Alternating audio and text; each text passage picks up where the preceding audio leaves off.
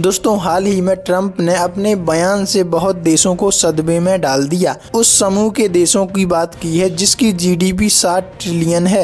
ये अपने आप में बहुत बड़ी बात है क्योंकि ब्रिक्स उन देशों का समूह है जिसमें ब्राजील, रूस, चीन, साउथ अफ्रीका, ईरान, मिस्र, इथियोपिया, संयुक्त अरब अमीरात और भारत जैसे देश शामिल हैं। अब इन देशों पर अमेरिका ज्यादा टैरिफ लगाने की बात कर रहा है, जिसके डर से ब्रिक्स के ये सभी देश अपनी करेंसी बनाने की चर्चा में हैं। हालांकि ब्रिक्स समिट में ऐसी कोई बात नहीं हुई, पर यही डर अमेरिका के राष्ट्रपति को सता रहा है क्योंकि ऐसा अगर ब्रिक्स कर लेता है तो ट्रेड मार्केट में डॉलर की वैल्यू गिर जाएगी। चलिए समझते हैं कैसे। ट्रेड मार्केट में डॉलर की इतनी डिमांड क्यों है और इसकी वैल्यू इतनी बढ़ती क्यों जा रही है? देखो, जब दूसरा विश्व युद्ध हुआ तब ज्यादातर देशों के पास सोने का भंडार होता था तो वो उनकी ही वैल्यू की करेंसी जारी करते थे। 1944 में दुनिया के 44 देशों के डेलीगेट्स मिले और अमेरिकी डॉलर के मुकाबले सभी करेंसी का एक्सचेंज रेट तय किया क्योंकि उस वक्त अमेरिका के पास सबसे ज्यादा सोने का भंडार था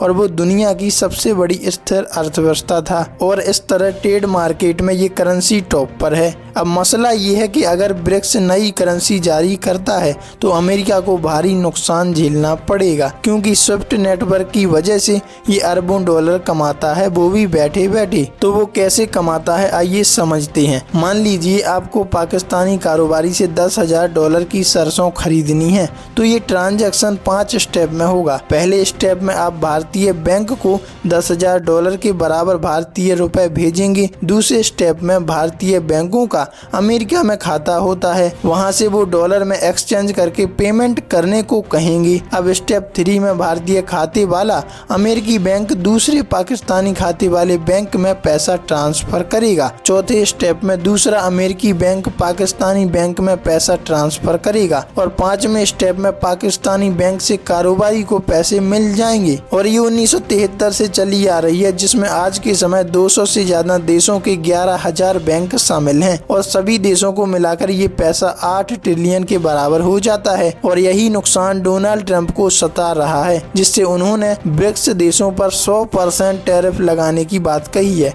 वैसे आप इस बारे में क्या कहेंगे, कमेंट में जरूर बताइएगा।